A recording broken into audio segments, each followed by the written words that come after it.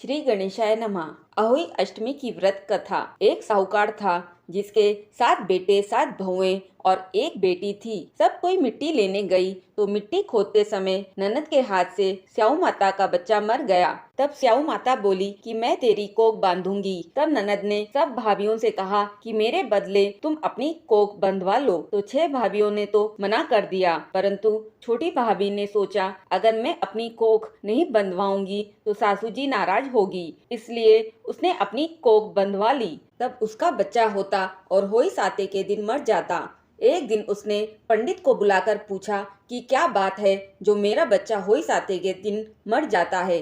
तब पंडित ने कहा, तू सुरही गाय की सेवा कर। सुरही गाय स्याऊ माता की सहेली है, वह तेरी कोख छोड़ेगी तभी तेरा बच्चा जिएगा। वह सुबह जल्दी उठकर सुरही गाय का काम कर आती। गौ माता ने सोचा कि आजकल कौन मेरी सेवा कर रहा है, मेरी बहुएं तो काम करते हुए लड़ाई करती है। तो गौ माता ने सुबह सुबह उठकर देखा कि साहूकार के बेटे की बहू जो सारा काम कर रही है। गौ माता बोली कि तेरी क्या इच्छा है जो तू मेरा इतना काम करती है, मांग। क्या मांगती है?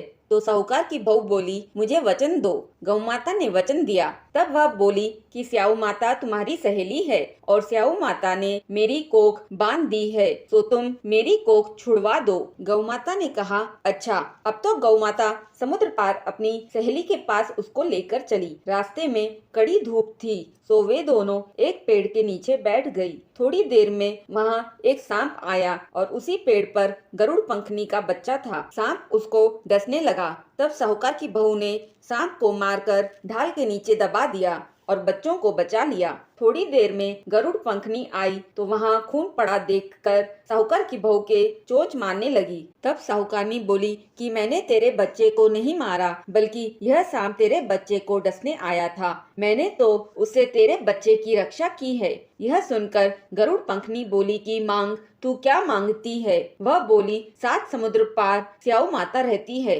हमें तू उसके पास पहुंचा दे। तब गरुड़ पंखनी ने दोनों को अपनी पीठ पर बैठाकर स्याऊ माता के पास पहुंचा दिया। स्याऊ माता उन्हें देखकर बोली कि आप बहन बहुत दिनों में आई। फिर स्याऊ माता बोली कि बहन, मेरे तो सिर में बहुत जूं पड़ गई है।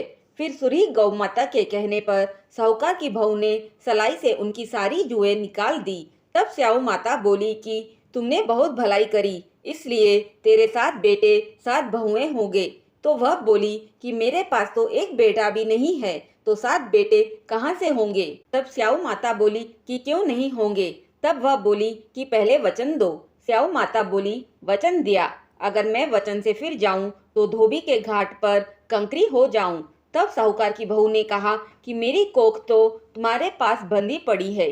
यह सुन स्याऊ माता बोली कि तूने मुझे बहुत ठग लिया है। मैं तेरी कोख खोलती तो नहीं, परंतु अब खोलनी पड़ेगी। जा, तेरे घर तुझे 7 बेटे और 7 बहुएं मिलेगी। तू जाकर 7 उजमन करना, 7 अहोई बनाकर 7 कढ़ाई करना। वह घर गई तो देखा कि 7 बेटे 7 बहुएं बैठी है। बहुत धन हो गया है। वह खुश हो गई। तब उसने 7 होई मांडी, कोई दीवार पर कोई मटके पर। 7 उजमन किए, 7 कढ़ाई करी। रात्रि के समय सब जेठानियां आपस में कहने लगी कि पूजा कर लो, नहीं तो कहीं छोटी बच्चों को याद करके रोने लग जाएगी। थोड़ी देर में उन्होंने अपने बच्चों से कहा, अपनी चाची के घर जाकर देख आओ कि आज वह अभी तक रोई क्यों नहीं। तो बच्चों ने देखकर आकर कहा कि चाची के यहाँ तो होई मंड रही है, खूब उजमन हो रहा है। यह सुनते ही जेठानियां दौड़ी दौड़ी उसके घर गई और देखा कि वह कोख छुड़ा लाई है। तब जेठानियां पूछने लगी कि तूने कोख कैसे छुड़ाई? तब वह बोली कि तुमने तो कोख बंधाई नहीं, मैं छोटी थी तो मैंने कोख बंधा ली थी, परंतु स्याऊ माता ने दया करके मेरी कोख खोल दी है। हे स्याऊ माता, जैसे साहूकार की बहू की कोख खोल दी, उसी प्रकार हमारी भी खोलना। कहते सुनते हुकारा भरने वाले की तथा अपने सारे परिवार की कोख खोलना। बोलिए स्याऊ माता की जय। बिंदाई जी की कहानी। एक मेंढक एक मेंढकी थी। दोनों सरोवर की पाल में रहते थे। मेंढकी सुबह होते ही रोज बिंदाई जी की कहानी कहती थी। एक दिन मेंढक बोला कि तू रोज पराये पुरुष का नाम लेती है, अगर अब लेगी तो मैं मोगरी से तेरा सिर फोड़ दूंगा। तब बिंदाई जी गुप्त हो गए। राजा की दासी आई, दोनों को पतीले में डालकर अंगीठी पर चढ़ा दिया। जब दोनों सीखने लगे तो मेंढक बोला, मेंढकी बहुत कष्ट हो रहा है, तू बिंदाई जी को याद कर, नहीं तो हम दोनों मर जाएंगे। तब मेंढकी ने 7 बार सटक बिंदायक कहा। तभी 2 बैल लड़ते हुए आए और पतीले को सींग से मारा और पतीला फूट गया। मेंढक और मेंढकी सरोवर की पाल में चले गए।